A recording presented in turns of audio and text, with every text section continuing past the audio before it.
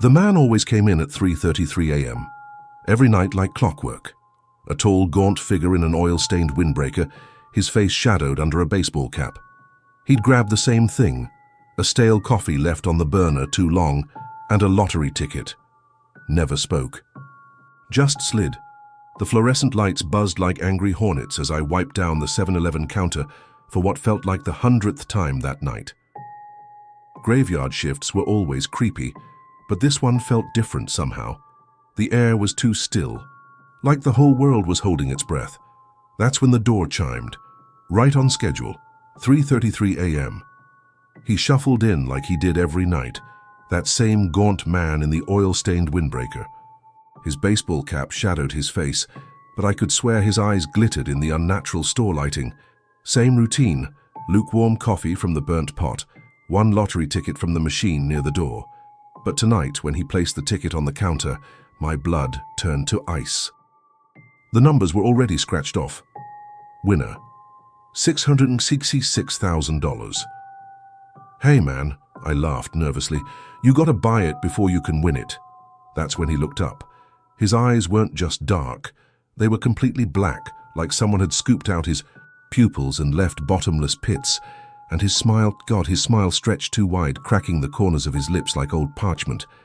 I did buy it, he whispered, his voice like dry leaves crunching underfoot. 30 years ago tonight.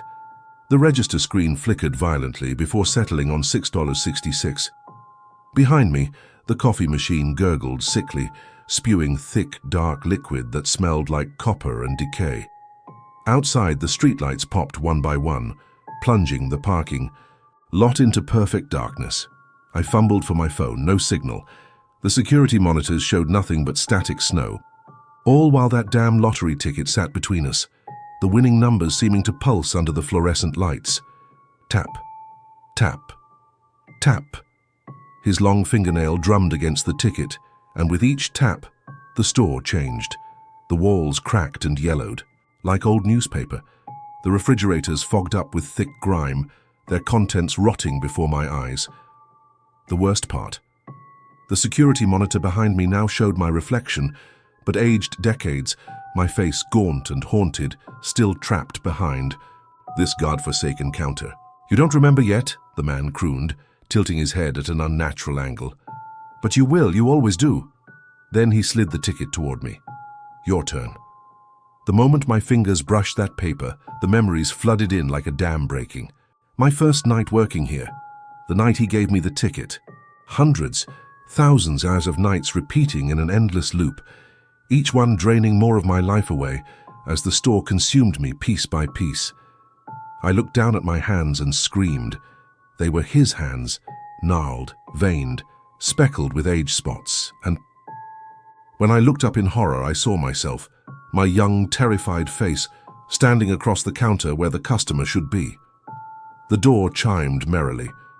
A new shift worker walked in, yawning and rubbing his eyes, and without thinking I reached for the coffee pot, my new old fingers trembling as I poured a cup of that bitter, burnt sludge.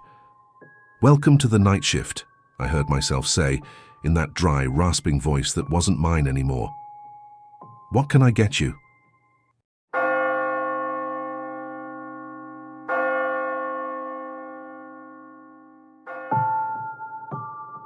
The 7-Eleven's AC was broken again, making the store feel like a sauna at 2:47 a.m.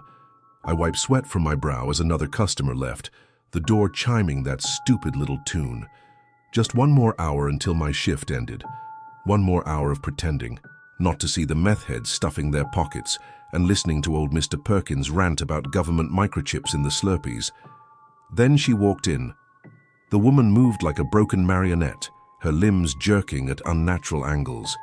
Rainwater dripped from her hospital gown, forming Rorschach patterns on the tile. When she placed a single banana and a pregnancy test on the counter, I noticed three things. Her wrists were bound in gauze, stained yellow and red. She had no reflection. In the security mirror, the pregnancy test box was covered in what looked like toothmarks. Apple Pay, she croaked, slapping a cracked iPhone on the scanner. The terminal beeped, declined. She tried again. This time the screen flashed 0.00 approved. Before printing a receipt, Except it wasn't a receipt. It was an ultrasound image of me, curled in a fetal position inside what looked like a 7-Eleven cooler. "Mom, I think there's been a mist." Her head snapped up. Where her eyes should have been were just voids. Not empty sockets, not black pupils. Literal holes through her skull, showing the snack aisle behind her. The lights flickered. When they stabilized, she was gone. But the pregnancy test remained. Against every survival instinct screaming in my skull, I picked it up. The plastic casing was warm, pulsing. Before I could stop myself, I peeled open the box. Inside wasn't a test strip. It was a finger, a human finger, severed at the knuckle, the nail painted the same shade of pink as my own manicure. At its tip, my name was tattooed in tiny cursive letters. The security monitors erupted with static before displaying 12 different camera angles of the store. Except in every feed, I was the one in the hospital gown, shuffling down aisles. With that jerky gait, the register printed another receipt, transaction complete payment method, apple pie amount due. 1 Suli ran for the door. It was locked. My phone showed no service. Behind me, the pregnancy test started beeping. That's when the coolers opened, not the doors, the backs of them peeling away like wet cardboard to reveal endless tunnels of pulsating flesh. The Slurpee machine gurgled, spewing thick, bloody syrup. And from the bathroom hallway, I heard wet footsteps dragging closer. The security feeds now showed the store from impossible angles, through the eyes of the security cameras themselves, from inside. The microwave. Even a warped fisheye view from inside my own mouth as I screamed.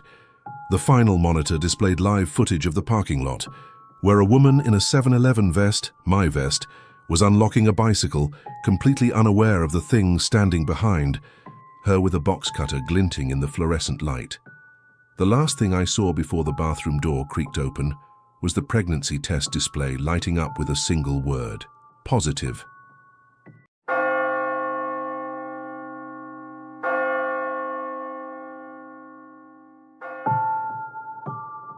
The neon 7-Eleven sign flickered like a dying heartbeat as Maya counted down the minutes until her shift ended. 2 more hours. Just 2 more hours of stocking chips and dealing with drunk college kids, and she could finally go home. That's when the rule whispered through her mind again. Never let the last customer leave after midnight, she scoffed. Stupid urban legend, probably just some old manager's way of making sure employees didn't slack off. Then the door chimed. 2:58 a.m. A woman stood in the entrance, her hospital gown hanging loosely off her thin frame. Her bare feet left faint red smears on the tile. She moved like a sleepwalker, grabbing a pack of gum and a lighter before shuffling to the counter. Maya's skin prickled. Something was wrong. The woman's reflection in the security mirror didn't move when she did, and when their fingers brushed during the exchange, her skin was corpse cold. "Thanks," the woman mumbled, then bolted for the door. Maya didn't. "Think." She lunged after her. "Hey, you forgot your—" The door slammed shut behind her. Silence. The parking lot was empty. No cars, no streetlights, just thick, swirling fog that clung to her skin like damp fingers. The woman was gone. Maya turned back to the store. Her breath caught. The lights were off, the sign was dark, and through the glass, she saw someone behind the counter, herself, not a reflection, her, wearing the same stupid blue vest, wiping the counter with the same bored expression Maya had worn all night. She hammered on the door. "Hey, that's my job." The thing inside looked up and smiled, a jagged, too-wide smile that split its face like a broken mirror. Maya stumbled back, her pulse roaring in her ears. Above the register, the security feed played on a loop, grainy black and white footage of her chasing a customer outside, the door closing, herself turning and vanishing. The date stamp in the corner read, 10 years ago. A choked sob escaped her throat. She spun around, searching for help, but the fog had swallowed everything. No road, no buildings, just endless grey. Then, chime. The sound came from somewhere in the mist. Another 7-Eleven door opening, another store, another shift, another last. Customer waiting to trade places. Maya finally understood the rule, because now she was the last customer too. Somewhere in the fog, a new cashier was counting down the minutes until their shift ended, and Maya's bare feet were already moving toward the light.